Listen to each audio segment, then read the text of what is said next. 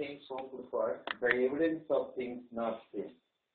తెలుగు పదవులను విశ్వాసం అన్నది నిరీక్షించబడి వాటి యొక్క నిజ స్వరూపమును అదృశ్యమైనవి ఉన్నవన్నట్టుకు రుజువునై ఉన్నది. కాబట్టి ప్రియులారా, ఇక్కడ ఈ అధ్యాయం మనకు తెలుసు కదండి, ఫెయిత్ చాప్టర్, విశ్వాసము అధ్యాయం. సో బైబిల్లో కొన్ని అధ్యాయాలు ఉన్నాయి. కొరింథియన్స్ 13th చాప్టర్ ఉంది కదా, అది ప్రేమను గూర్చినటువంటి అధ్యాయం కదండి. ఇంకొకటి 15th చాప్టర్ ఉంది, అది రిజరెక్షన్ చాప్టర్ అంటాం. 15వ అధ్యాయం రిజరెక్షన్ చాప్టర్ అంటాం. సో కాబట్టి ఈ ఒక్కొక్క అధ్యాయం ఒక్కొక్క అంశం మీద బైబిల్లో వ్రాయబడింది. ఇక్కడ ఈ అధ్యాయం విశ్వాసాన్ని గూర్చి రాశారు, ఫెయిత్ను గూర్చి రాశారు. సో ఇదేంటంటే యాక్చువల్ గా ఫెయిత్ను గూర్చినటువంటి డెఫినేషన్ కాదండి, description of faith, not the definition of faith, it is the description of faith.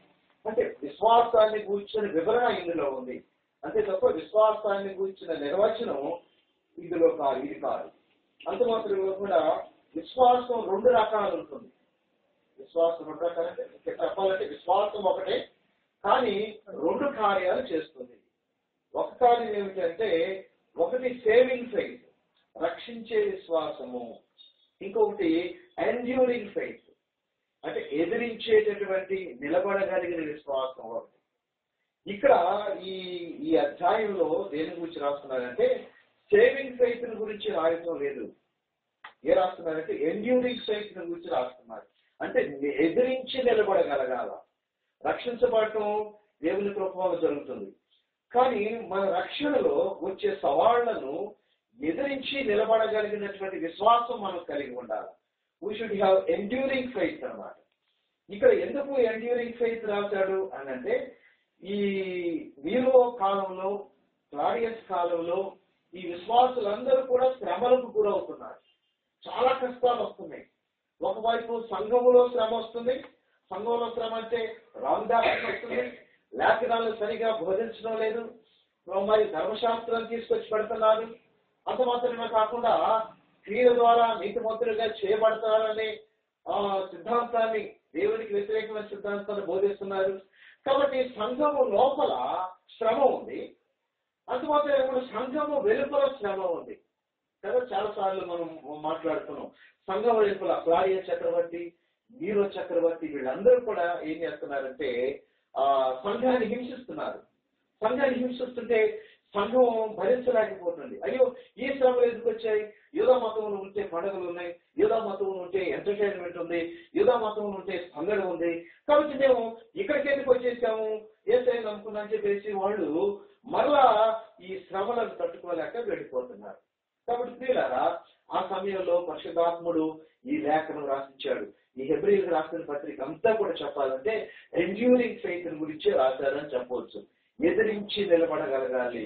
మన జీవితంలో విశ్వాసంలో వచ్చే సవాళ్లను ఎదిరించి నిలబడాలి. ఒకవేళ నీ విశ్వాసం అయితే, మన విశ్వాసం అయితే, మనకు పోరాటం లేదంటే మన విశ్వాసం సరైనది కాదని గుర్తుంచుకోవాలి. మనకు శ్రమ లేదంటే మన విశ్వాసం సరైనది కాదని గుర్తుంచుకోవాలి. మన జీవితంలో పోరాటం కానీ, లేకపోతే మన చేసే పనిలో ఆటంకం లేకుండా సజావుగా సాగుతుందంటే మన విశ్వాసం సరిగా లేదని గుర్తుంచుకోవాలి. మనం చేసే ప్రతి దానికి కూడా సాతానుడు ఆటంకం పెడతాడు, అదే సరైన విశ్వాసం. మనం చేసే ప్రతి దానిలో కూడా సాతానుడు మనం డిసప్పాయింట్ చేయాలని చూస్తాడు, అది విశ్వాసం. మనం చేసే ప్రతి దానిలో కూడా మనల్ని కన్నీరు కార్చేటట్లు చేయాలని చూస్తాడు సాతానుడు. అప్పుడు అనుకోవాలా, నా విశ్వాసం సరైంది అని అనుకోవాలా. కాబట్టి ఇక్కడ అంటాడు ఎదిరించే విశ్వాసం, నిలబడగలిగే విశ్వాసాన్ని ఈయన చెబుతూ ఉన్నాడు. ఇక్కడేమంటాడంటే, now the faith is the substance of things hoped for.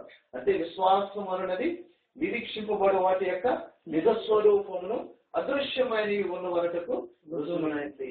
కాబట్టి విశ్వాసం మనకు ఏం చెప్తుందనంటే నిరీక్షణ మనకు నేర్పిస్తుంది కదండి, నిరీక్షించమని చెప్తుంది. విశ్వాసానికి ఇంకో గుణం ఏమిటంటే అదృశ్యమైన వాటిని చూస్తుంది. మనకి ఏదైతే కళ్ళకు కనిపించడం లేదో దాన్ని చూసే గుణం విశ్వాసానికి మాత్రమే ఉందండి. సో విశ్వాసానికి ఇంకొక సంబంధం ఉంది. ఏమిటంటే విశ్వాసం ఉంటే ఒకటే కాదండి, విశ్వాసానికి విధేయతకు కూడా సంబంధం ఉంది. అంటే యూ షుడ్ హ్యావ్ ఒబీడియన్స్. ఎందుకు నీ విశ్వాసం ఉంటే నువ్వు లేఖనాలకు లోబడిన వాడిగా ఉండాలి.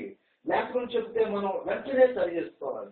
లేఖనం ఈ రోజు మనతో మాట్లాడినప్పుడు మనలో లోపం ఉందని చెప్పింది అనుకో, వెంటనే దాన్ని ఏం చేయాలని మనం సరి చేసుకోవాలి. అవును ప్రభా, ఇదిగో ఈ లోపం నాలో ఉంది, ఈ దోషం నాలో ఉంది అని మనం వెంటనే సరి చేసుకుంటే అది సరైనటువంటి విశ్వాసం.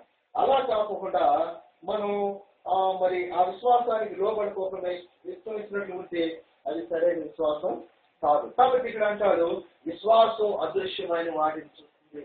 మరి ప్రియ స్నేహితులారా, మరి మన విశ్వాసం అదృశ్యమైన వాటిని చూస్తుందా?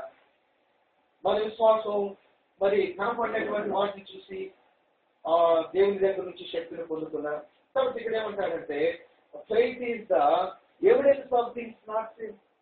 అంటే ఆ ముందు కనపడేటటువంటి వాటికి మనలో ఉన్న విశ్వాసం చెప్తుంది, ఇదిగో ఇది సరైంది అని చెప్తుంది. కాబట్టి విశ్వాసము అనేది అదృశ్యమైన వాటిని చూడగలిగింది విశ్వాసము. కాబట్టి అటువంటి విశ్వాసాన్ని మనం కలిగి ఉండాలి. 2వ వచనం చూడండి, ఇక్కడ ఏమంటాడు, నా చదువు. దానిని బట్టి పెద్దలు సాక్ష్యం పొందిరి. దానిని బట్టి పెద్దలు సాక్ష్యం పొందిరి. ఎల్కేజీలో ఉంది, ఎప్పుడు మనం కేజీని సపోర్ట్ చేస్తాం, ఇప్పుడు కొద్దిగా ఎల్కేజీని సపోర్ట్ చేద్దాం. ఇక్కడ ఏముందంటే అక్కడ ఏముందంటే for by it the elders obtained a good report అని, యాక్చువల్ గా నాట్ రిపోర్ట్, టెస్టిమోనీ అని ఉంటారు. సో అక్కడ మార్టెరియో అనే గ్రీక్ ఫార్మ్ ఉపయోగించారు. మార్టెరియో అంటే మాటర్స్ అంటే ఎవరండి? అససాక్షి.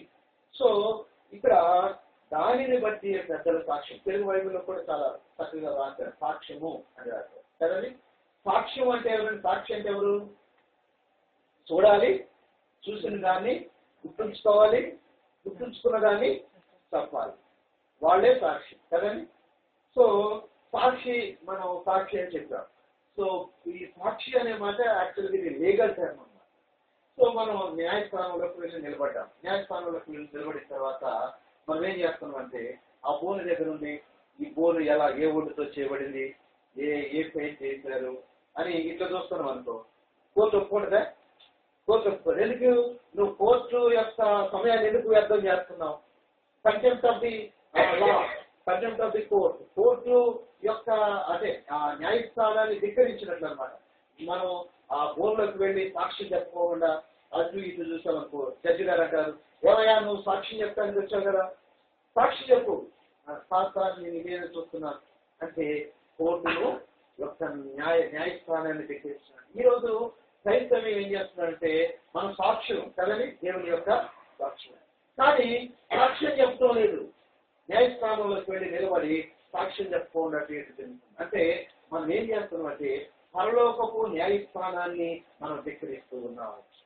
మనకి దేవుడు ఏం చెప్పాడంటే మీరెళ్ళి సాక్ష్యం చెప్పండి, మీరెళ్ళి నా నామాన్ని ప్రకటించండి అని అంటే మనం అలా చేయడం లేదు.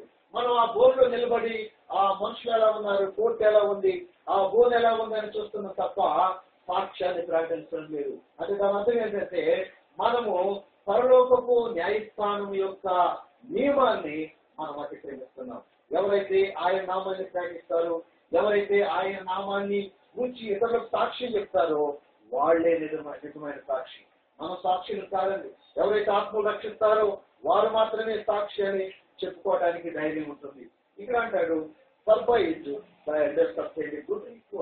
దానిని బట్టి పెద్దల సాక్ష్యము పొంది ఉన్నటువంటి పెద్దలందరూ ఎవరండి? పెద్దలు ఎవరి పెద్దలు? పర్బయిట్ అంటే దానిని బట్టి. అదేంటి ఎవరమ్మా? దానిని బట్టి అనగా దానిని అంటే ఆ విశ్వాసమును బట్టి, ఆ విశ్వాసాన్ని బట్టి పెద్దలు సాక్ష్యం పొందారట. అంటే ఓల్డ్ టెస్టమెంట్ లో ఉన్న భక్తులందరూ కూడా ఎలా గొప్పవారుగా చేయబడ్డారు, ఎలా దేవుని చేత సాక్ష్యం పొందారు. ఇదిగో దేవుడు అంటున్నాడు, వీళ్ళు నా బిడ్డలే, వీళ్ళు విశ్వాసులే, నా కొరకు నియమింపబడిన వారే, ఇదిగో నా నామాన్ని భరిస్తున్న వారే. ఎవరు చెప్తున్నారు? పరలోకంలో దేవుడు చెప్తున్నాడు. సో వాళ్ళకి దేవుడు సాక్షి ఇవ్వడు, ఇదిగో వీళ్ళు నా బిడ్డలే. చూసాను వాళ్ళు ఎంత విశ్వాసంతో ఉన్నారు. కాబట్టి ఇక్కడ అంటాడు గుడ్ రిపోర్ట్. ఒకవేళ మనం కూడా నమ్మకంగా యేసయ్యకి లేకపోతే సో మనం నిజంగా దేవుని దగ్గర నుంచి సాక్ష్యము పొందలేమండి. సో పాత నిబంధనలో ఉన్న వారందరూ కూడా ఎవరైతే ఉన్నారో దేవుడి కోసం జీవించిన వాళ్ళు, వారందరూ కూడా మంచి సాక్ష్యము యేసయ్య దగ్గర నుంచి వాళ్ళు పొందుతున్నారు. అంటే మనం వెళ్ళి ఇతరులకు చెబితేనే ఇతరులు రక్షించబడతారు. మనం వెళ్ళి చెప్పకపోతే, మనం మౌనంగా ఉంటే ఇతరులు రక్షణ పొందుతారమ్మా? రక్షణ పొందారు. కనీసం మనం ప్రార్థన చేయాలి. అన్ని సంఘాల గురించి, మన ఒక సంఘం గురించే మనం ప్రార్థన చేయకూడదు, మన కుటుంబం కొరకే ప్రార్థన చేయకూడదు. అన్ని సంఘాల కొరకు, 100 మంది పాస్టర్ల కొరకు, మనకు ఎంతమంది తెలుసు, లేకపోతే సార్వత్రిక సంఘం కొరకు మనం ప్రార్థన చేయాలి. ఎందుకంటే మన భారతదేశంలో సంఘానికి ఏం సమస్యలు ఉన్నాయో తెలుసండి? డబ్బుల సమస్య ఉంది సంఘానికి కదా, సౌకర్య సమస్య ఉంది, ఆయనకి పేరు ప్రఖ్యాతులు ఉండే సమస్య ఉంది, తర్వాత కులం అనే సమస్య ఉంది, ప్రాంతం అనే సమస్య ఉంది, జాతి అనే సమస్య ఉంది. ఇవన్నీ కూడా భారతదేశ సంఘానికి పట్టిన దెయ్యాలు అని చెప్పవచ్చు. ఇది విచారకరం కదండి, ఇది విచారకరం. కాబట్టి సంఘం పరిశీలన చేసుకోవాలా, మన దేశంలో సువార్త బాగా ప్రచారం కావాలని, దేవుని యొక్క నామం ప్రకటన చేయబడాలి. సో అటువంటి త్యాగం కలిగిన వాళ్ళు కావాలి. సో ప్రభా, నాకు ఎవరు అవసరం లేదు నాయన, మీ గురించి సాక్ష్యాన్ని నేను ప్రకటిస్తాను ప్రభా. ఎవరికైనా కూడా నాకు తెలిసిన వాళ్ళకి మీ గురించి సాక్ష్యాన్ని ప్రకటిస్తాను ప్రభా. నేను ప్రభా మరి ఎంత చెప్పని స్పిరిట్, ఆ మొరపెట్టేటటువంటి ఆత్మలు కలిగి ఉంటాను ప్రభా. అని ఎక్కువగా ప్రభు సన్నిధిలో పోరాడేటటువంటి అనుభవంలోనికి మనం ఉండాలి. ప్రభు పరలోకం నుంచి ఆయన మన ఆలకించి ఏం చేస్తారో తెలుసండి, గొప్ప కార్యాలు చేస్తారు. ఒంగోలు ఉంది, ఆంధ్రప్రదేశ్ లో ఒంగోలు అని ఒంగోలు జిల్లా ఉంది. ఒంగోలు జిల్లాలో ఫారిన్ నుంచి మిషనరీలు వచ్చారు సుమారు 150 సంవత్సరాల క్రితం. వచ్చి వాళ్ళు సేవ చేయాలనుకున్నారు. సేవ చేయాలనుకుంటే వాళ్ళకి సేవకి ఎలా చేయాలో తెలియలేదు, ఎందుకంటే అందరూ హిందువులే ఉన్నారు. సో వాళ్ళకి సువార్త చెప్పాలంటే చాలా కష్టంగా ఉంది. వాళ్ళు ఏం చేశారంటే ఒకటే చేశారు, ఏమని అందరూ కలిసి భార్య భర్తలు కలిసేసేసి వాళ్ళు కొండ మీదకి వెళ్ళిపోయారు. సో ఎంతమంది అయితే వచ్చారు వాళ్ళందరూ కూడా కొండ మీదకి వెళ్ళిపోయారు. వెళ్ళిపోయి 7 రోజులు నిర్విరామంగా ఒకటే చేశారట, ప్రార్థన ప్రార్థన ప్రార్థన. 7 days అయిపోయిన తర్వాత ఆస్తుల పనులు ప్రార్థన 7 days అయిన తర్వాత ఇక్కడ మళ్ళా సిటీకి వచ్చేసారట. తిరిగి వచ్చేసి సువార్త చెప్తుంది, చెప్పిన వాళ్ళు విన్న వాళ్ళందరూ కూడా రక్షణ పొందారు. హల్లెలూయా. సో ఆ రోజున బహుశా ఆ రోజునట 2500 మందికి ఆ రోజున బాప్తిసం ఇచ్చారు. హల్లెలూయా కదండి. ప్రార్థన చాలా గొప్పదండి. ప్రార్థన పరిస్థితులన్నీ మార్చివేస్తారు. ప్రార్థన ఒకవేళ మనం సేవ చేయలేకపోవచ్చు, బయటికి వెళ్ళి మన దేశం గురించి, మన దేశం మీద ఆ యొక్క ఒప్పుకోల ఆత్మను దేవుడు పంపించేటట్లు మనం ప్రార్థన చేయాలి. మనం ఎంత కొంతమంది సువార్త చెప్తుంటాం, వాడు ఏం చెప్తుందంటే వాడి జ్ఞానం అంతా చెప్తుంటాడు, మనకు ఒప్పుకోడు. ఎందుకని వాడు ఏముందంటే ఆ జ్ఞానం అనేటటువంటి లోక జ్ఞానం అనే స్పిరిట్ ఉందన్నమాట. వాడు దేవుని జ్ఞానానికి అందించాలి.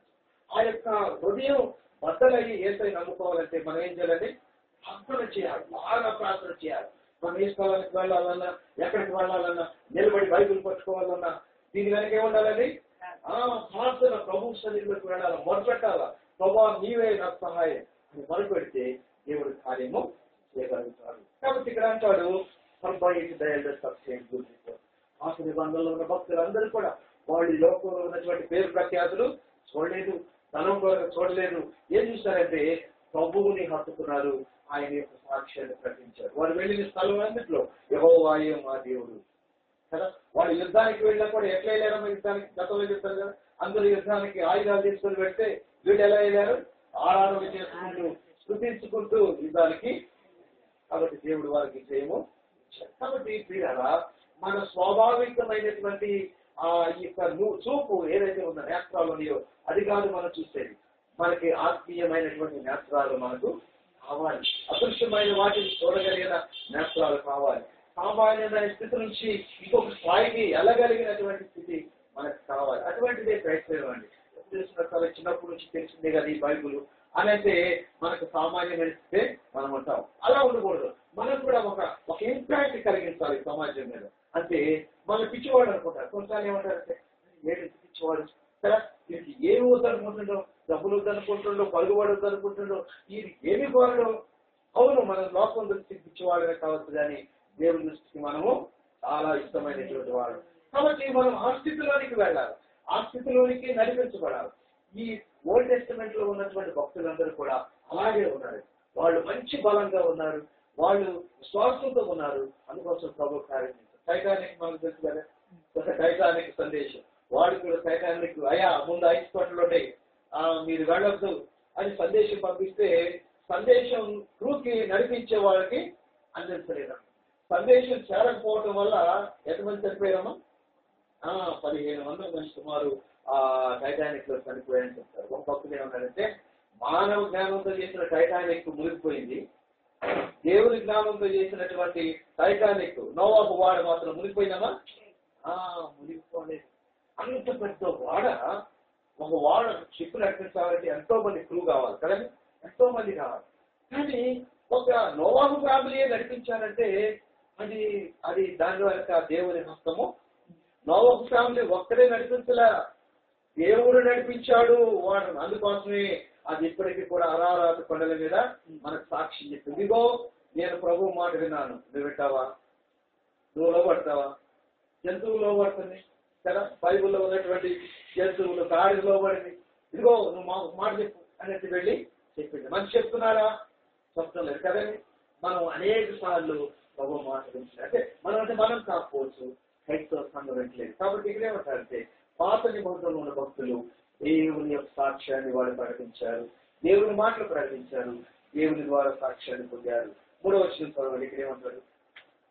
ప్రపంచములు దేవుని వాక్యం వలన నిర్మాణమైనవనియు, అందును బట్టి దృశ్యమైనది కనబడు పదార్థములచే నిర్మింపబడలేదనియు విశ్వాసం చేత గ్రహించుకొనిచున్నాము.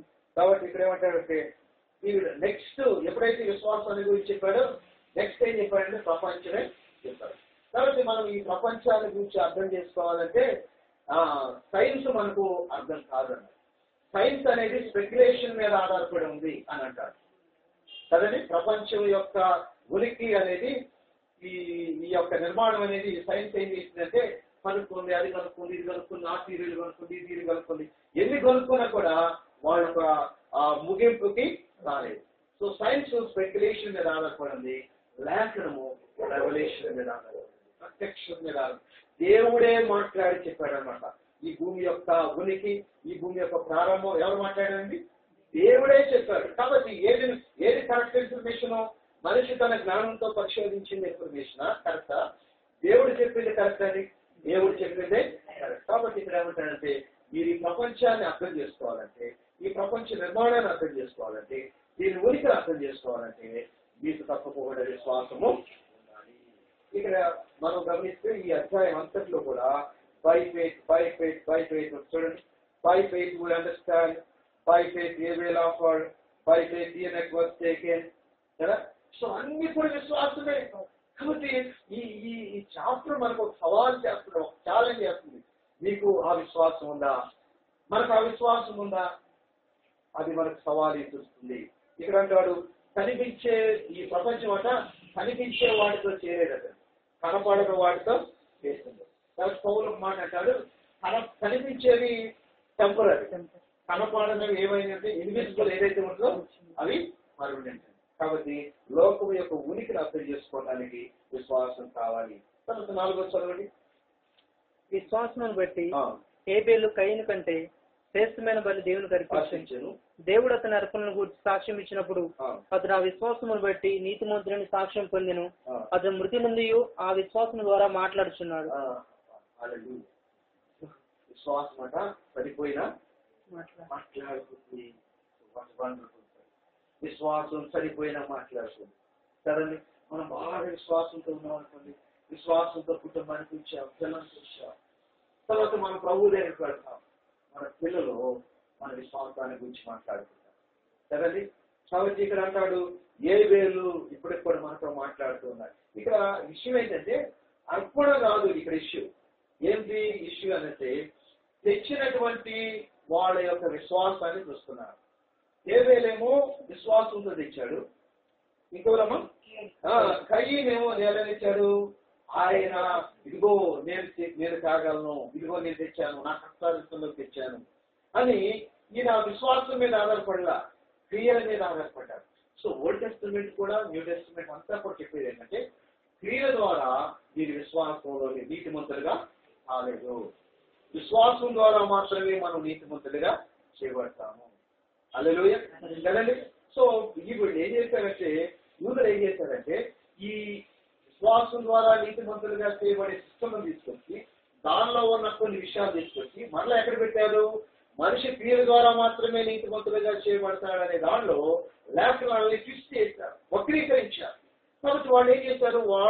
వాళ్ళ పని జరుపుకోవడానికి విశ్వాసం ద్వారా క్రియల ద్వారా మనిషి నీతిమంతుడైతాడు అని చెప్పారు. కాబట్టి మనం గుర్తుంచుకోవాలి, పాత నిబంధనలో కానీ కేవలం కొంతమంది ఏమనుకుంటారంటే కృప వచ్చింది కదండి నూతన నిబంధనలో, కాబట్టి నూతన నిబంధనలో నుంచే నీతిమంతుడు విశ్వాసం ద్వారా నీతిమంతుడు చేయబడతాడు అనేది వచ్చిందా అని అంటారు.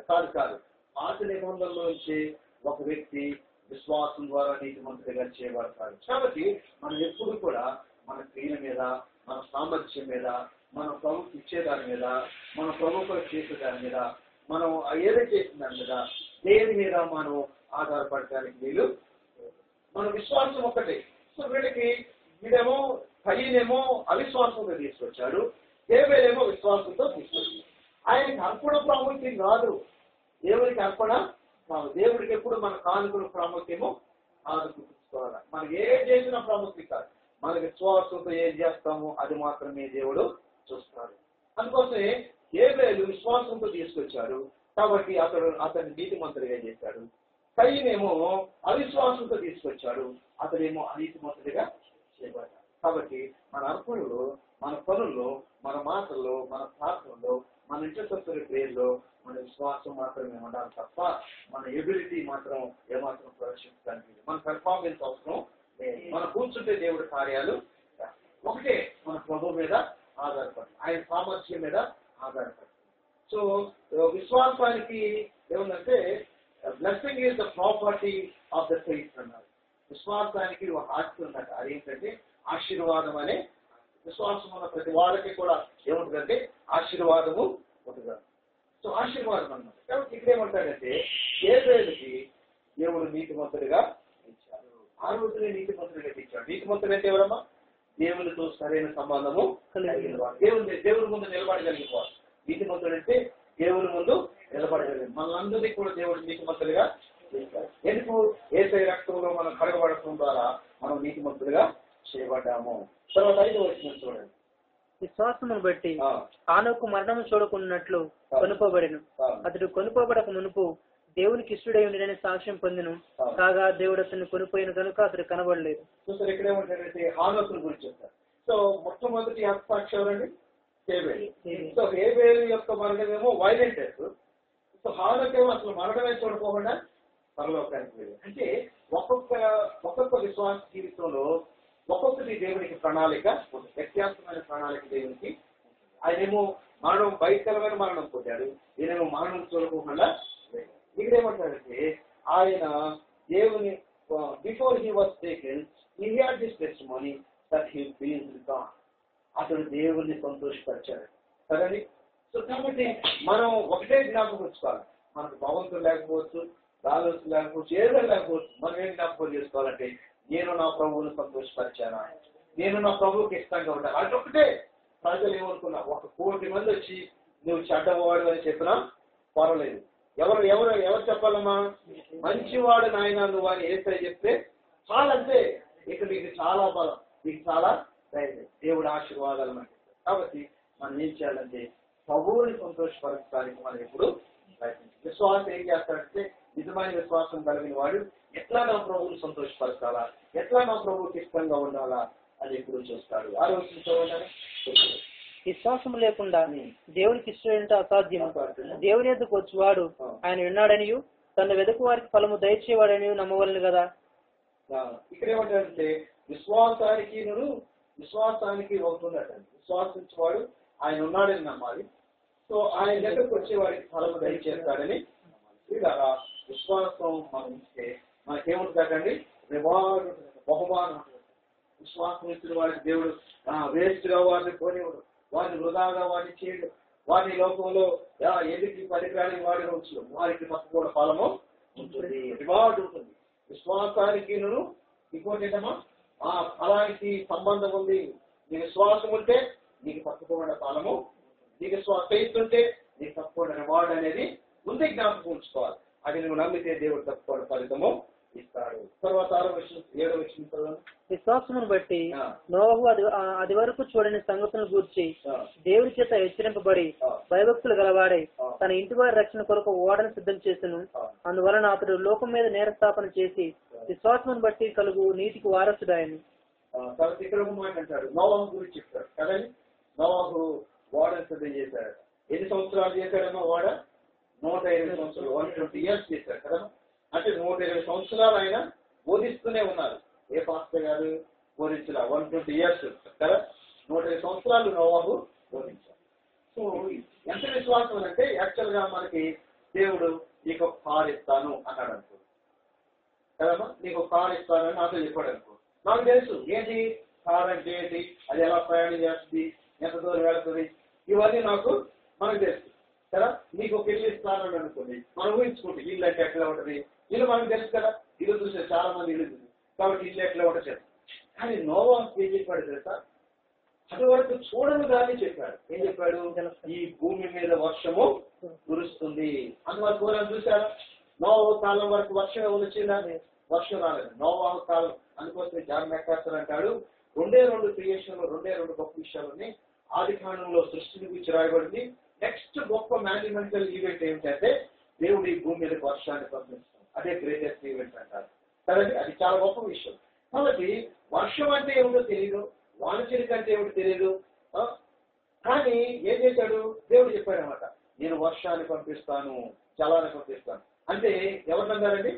నోవాహుని అన్నాడు. అంటే అందుకోసం అంటాడు, అది వరకు చూడని విషయాలు ఏవైతే చెప్పాడో దాన్ని నోవాహు. అదే గొప్ప విశ్వాసం. మనకి కనపడింది, మనకు తెలియని దాన్ని దేవుడు వాగ్దానం చేశాడు అనుకో, మనం ఏం చేయాలమ్మా? నమ్మాలంటే. మనం నమ్మితే దేవుడు కార్యము చేస్తాడు. నోవాహుని చాలా మంది పిచ్చోడు అనుకుంటారు. 120 సంవత్సరాలు బోధించాడు కదా, దేవుడు జలప్రలయం వస్తుంది, చాలా మంది చూడని అంటారు. కాబట్టి ఇంకో భక్తుడు ఏమన్నాడంటే, లోకం ఇచ్చే సలహాను ధిక్కరించగలిగింది విశ్వాసం ఒక్కటే. లోకం చేసే అపహాస్యాన్ని ధిక్కరించగలిగినటువంటి శక్తి, అధికారం ఒక విశ్వాసానికి మాత్రమే. లోకం మళ్ళీ అపహాస్యం చేస్తారు. నీకేంటి విశ్వాసం, నీ జీవితంలో ఏంటి, నీదేంటాడు. కానీ నీలో విశ్వాసం ఉంటే ఆ ధిక్కరింపును కూడా ఎదుర్చే శక్తి దేవుడు నీకు ఇస్తాడు. లోకం ఎప్పుడు కూడా సలహా ఇస్తుందంటే, ఇట్లా చేస్తుంటే నీ లైఫ్ ఎప్పుడో బాగుపడి ఉంటుంది కదా, ఇట్లా ఉంటే నీ లైఫ్ ఎప్పుడో బాగుంది. సో లోకం ఇచ్చే సలహాను మనం తీసుకోవడానికి వీల్లేదు, లేఖనాలు ఇచ్చే సలహాను మాత్రమే మనం తీసుకోవాలి. కాబట్టి నోవాహు అంతవరకు చూడని దాన్ని, అది వరకు చూడని దాన్ని దేవుడు వాగ్దానం చేస్తే నమ్మాడు. అది గొప్ప విశ్వాసం.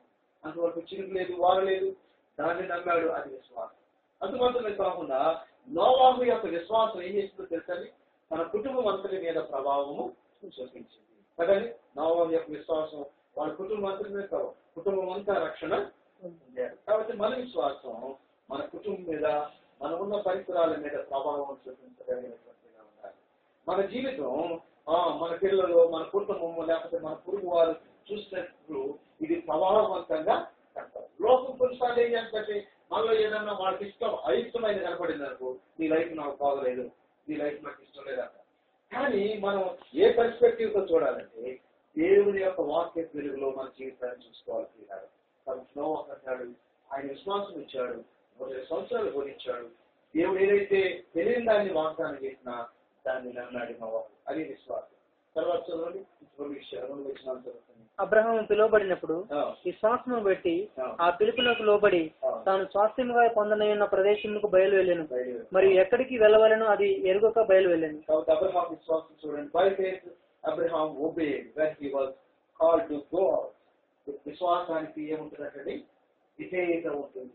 విశ్వాసం ఎప్పుడైతే అబ్రహాము విశ్వాసాన్ని ఎట్లా బయలుపరిచాడు, మేనిఫెస్టేషన్ ఆఫ్ ఫెయిత్ ఏంటి అనంటే ఆయన విధేయత చూపించాడు. దేవుడు పిలిచాడు, పిలిచాడంటే బయలుదేరాడు. ఎట్టి విశ్వాసం అంటే ఎక్కడికి వెళ్ళాలో తెలియదు, మరి ఎక్కడ ఉండాలో తెలియదు.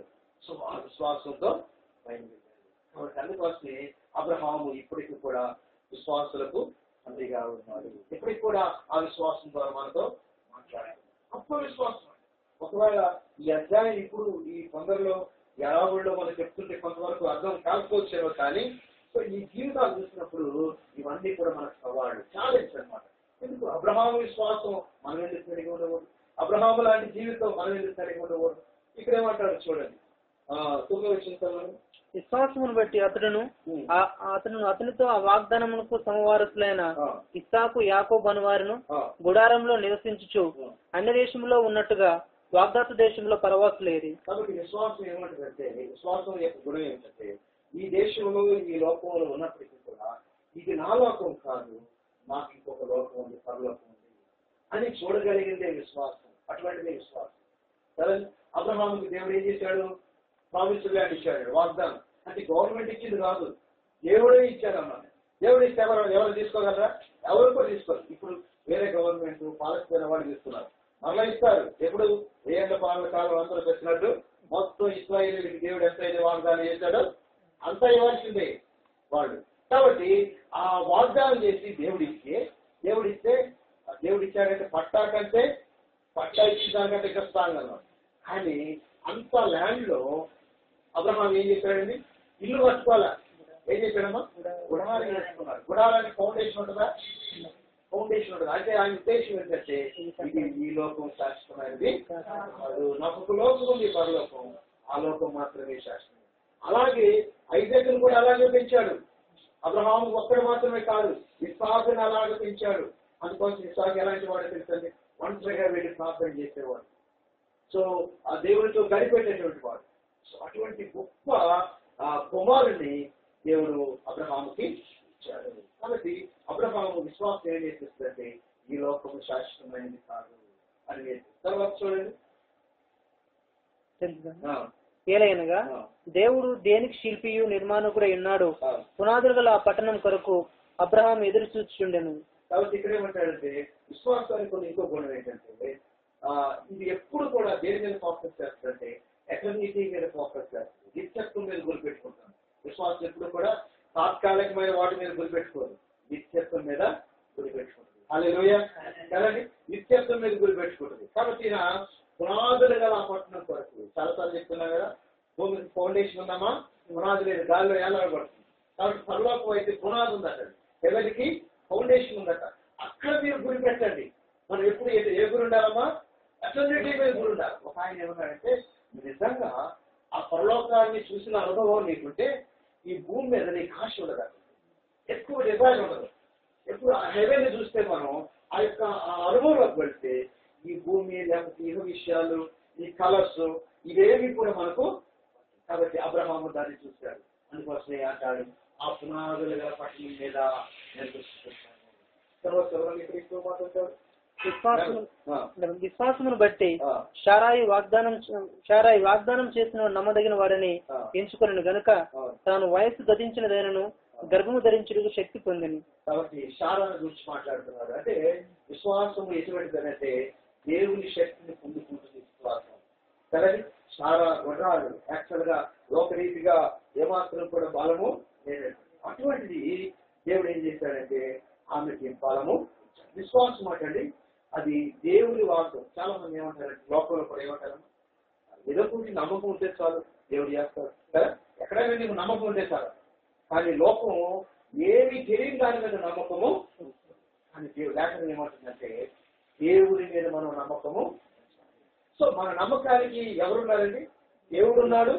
మన నమ్మకానికి ఇంకోటి ఏంటంటే, నిజమైన నమ్మకం వాగ్దానాల మీద ఆధారపడుతుంది, ప్రామిసెస్ ఉంటాయి అన్నమాట. నిజమైన నమ్మకానికి ఇంకొక ఆధారం ఏమిటంటే కౌనెంట్, నిబంధన. మన నమ్మకానికి ప్రామిసెస్ ఉంది, మన నమ్మకానికి కౌనెంట్ ఉంది, మన నమ్మకానికి దేవుడు. కాబట్టి మన నమ్మకం స్ట్రాంగ్ గా ఉంటుంది. ఈ షారా కూడా ఎంత గొప్పదంటే, ఏసయ్య దేవుడు వాగ్దానం చేశాడు కదా, రేపు ఈ నెక్స్ట్ ఇయర్ కి నువ్వు బిడ్డ తెచ్చుకుంటావు అని. అంటే ఏం చేసిందమ్మా? ఎంత మంచి స్మైల్ చేస్తుంది కదా, మంచి స్మైల్ చేసి. కానీ దేవుడు ఏం చేశాడు అంటే, ఆయన యొక్క మాట, దేవుని యొక్క మాట ఎంత గొప్పదంటే, మన అపనమ్మికలు కూడా అధిగమించగలిగిన శక్తి దేవుని యొక్క వాగ్దానంలో ఉంది. హల్లెలూయా. కదండి, మనకు ఒక అపనమ్మిక ఉండొచ్చు, ఇది జరుగుతుందా జరగదా అనుకోవచ్చు. కానీ మనం నమ్మిన నమ్మకపోయిన ఆయన మాట ఇచ్చాడనుకో, ఆయన మాటను నెరవేరుస్తాడు. కాబట్టి లేఖనాన్ని మనం నమ్మాలి. చాలా ఇక్కడ అక్కడేమో నమ్మింది కానీ ఇక్కడేమంటాడండి, ఇక్కడేమంటాడు కదా, నమ్మింది అని చెప్తాడు. దేవుని మాట నమ్మింది అని చెప్తాడు. కదా 11 విశ్వాసమును బట్టి శారాయు వాగ్దానం చేసిన వాడు నమ్మదగిన వాడిని ఎంచుకున్నాను గనుక తాను వయస్సు గతించినదైనను గర్భము ధరించుటకు శక్తి పొందిను. ఆ విశ్వాసం అది ఏం చేసిందంటే ఆ ఇద్దరిని యవనస్తులుగా చేసింది. ఫెయిత్ వారిలో అనేకమైన మార్పులు బలమైనటువంటి వాడుగా. అంటే అసలు ఇది అసాధ్యం. మెడికల్ గా చూసినా ఎక్కడ చూసినా ఇది అసాధ్యం. కానీ దేవుడు సాధ్యపరచగలడు. ఆయన ఒక్కళ్ళు మాత్రమే శక్తి ఉంది. ఆయన చేస్తేనండి కార్యాలు మనుషులు ఆశ్చర్యపోతారు. మనం చేసుకుంటే మనుషులు ఆశ్చర్యపోరు కదండి. మన తప్పు ప్రయత్నాల ద్వారా మనం ఏం చేసుకున్న మనుషులు ఆశ్చర్యం కదండి. సమూయేలు యొక్క తల్లి కూడా లేటుగా, చాలా లేట్ అనమాట. అని పిల్లలే లేదు. పక్కన భార్య ఏం చేస్తుంది తెలుసుకుందనమాట. నువ్వు గొడ్రాలు, నేను పిల్లలు లేరు, నువ్వెందుకు పనికి రావు. అవి ఏం చేశాడు తెలుసా? అందరూ ఆశ్చర్యపోయే రీతిలో కింగ్స్ ని అనాయింట్ చేసేటటువంటి ప్రాఫిట్ ని ఎవరికి ఇచ్చాడమ్మా? గొప్పదండి. కాబట్టి ఆలస్యం అవుతుంది అని అంటే దానిలో తప్పకుండా ఆశీర్వాదము ఉంది ఉంది ఉంది ఉంది. ఒకసారి కాదు, 100 సార్లు. మన జీవితంలో ఏదైనా ఆలస్యం అవుతున్నా, పిల్లల ఆలస్యం అయితే, ఇంకేది ఆలస్యమైనా మన జ్ఞాపకం చేసుకోవాలంటే దేవుడు ఆశీర్వాదం ఉంది. దేవుడు ఏదో వండర్ చేయబోతున్నాడు.